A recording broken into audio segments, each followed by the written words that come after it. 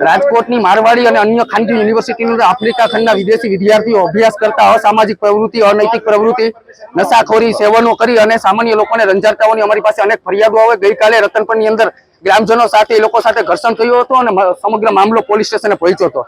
ક્યાંક ને ક્યાંક વિદેશી વિદ્યાર્થીઓ ખાનગી યુનિવર્સિટીઓ પોતાને ઊંચો રેન્ક અને ગ્રેડ દેખાડવા માટે ઇન્ટરનેશનલ વિદ્યાર્થીઓને લઈ આવે છે, પરંતુ આ વિદ્યાર્થીઓ અહીંયા સામાજિક દૂષણ ફેલાવી રહ્યા છે। અનેક વખત ભૂતકાળની અંદર પોલીસ તંત્ર અને ગ્રામ લોકોએ રજૂઆતો કરી છે કે આ રેડ લાઇટ એરિયા હોય એ રીતના આ વિદેશી વિદ્યાર્થીઓ હાઈવે ઉપર ઊભી અને દેહ વ્યાપાર ખુલ્લેઆમ કરે છે। રાજકોટની હોટલોની અંદર મોબાઈલ એપ્લિકેશનો, ઇન્સ્ટાગ્રામ, ટેલિગ્રામની અંદર ખુલ્લેઆમ આવી રીતના દેહ વ્યાપાર કરે તો આ ખાનગી યુનિવર્સિટીમાં અભ્યાસ કરતી આપણી બેન દીકરીઓ માટે ચિંતાનો વિષય છે।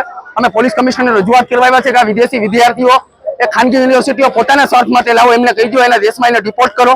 કોઈ પણ સંજોગોમાં આ દૂષણ આપણે ડામવું ચિંતાનો વિષય છે અને આજે અમે પોલીસ કમિશનરને ગ્રામ લોકો સાથે રજૂઆત કરવાના છે। આવનારા સમયમાં કોઈ જાતનું નિરાકરણ નહીં આવે તો અમે ઉગ્ર આંદોલનના મંડાણી કરીશું। મારું નામ વનરાજસિંહ, હું એક્સ આર્મી મેન છું, રતનપરમાં રહું છું। અને કાલે સાંજે હું મારા ફોનમાં વાત કરતો હતો, ત્યાં એક લેડીઝ ને એક છોકરો બે નીકળ્યા, મારવાડી કોલેજના સ્ટુડન્ટ હતા। એ લોકો મારો ફોન લઈને ઝપટીને ભાગી ગયા। હું એની પાછળ દોડ્યો અને મોબાઈલ લેવાની કોશિશ કરી તો એ લોકોને એવું માનવું હતું કે મેં એના વિડીયો ઉતાર્યા, ફોટોજ ઉતાર્યા। મેં એને મોબાઈલ ચેક કરાવી દીધો ફિંગરપ્રિન્ટ આપીને, તો ચેક કર્યા પછી એમાં કાંઈ હતું નહીં, તો મોબાઈલ રિટર્ન નતા કરતા। એટલે મેં એની પાસે મોબાઈલ લેવાની કોશિશ કરી તો એ લોકો પાછળથી લેડીઝ આવીને મારી પાછળથી ઝપાઝપી કરી, મને જે આંખમાં લગાડ્યું અને નખોડિયા ભર્યા। એટલે આ લોકોનો પહેલેથી આવો ત્રાસ છે। અઠવાડિયામાં 2-3 વખત કોઈને કોઈની સાથે ઝઘડા ચાલતા હોય છે। આ લોકો અહીંયા નશા કરે છે, દેહ વેપાર કરાવે છે અને ભણવાના તો એક બહાનું છે, એનાથી ઉલટા બધા ધંધા કરાવે છે। તો એ લોકોને અહીંયા પરમિશન મારવાડીમાં ભણતા હોય તો મારવાડીની અંદર ભણવા જોઈએ, બહાર લોકોને રહેવાની પરમિશન ન હોવી જોઈએ। બહાર રહેવાની હોય તો એની જવાબદારી કા કોલેજે કોઈ પ્રશાસને લેવી જોઈએ। આવું અવારનવાર આમ આદમી હારે બનતું રહેતું હોય છે। તો આમાં એકલ દુકલ સિંગલ આદમી હોય તો એવો ઘણા બનાવ બન્યા છે કે એને માર્યું છે, ઘણા વૃદ્ધ લોકો છે એને માર્યું છે। આવું હર 2-4 દિવસે બનતું રહેતું હોય છે અને એ લોકો નશો કરીને આવે છે, પછી એને કઈ ભાન રહેતી નથી।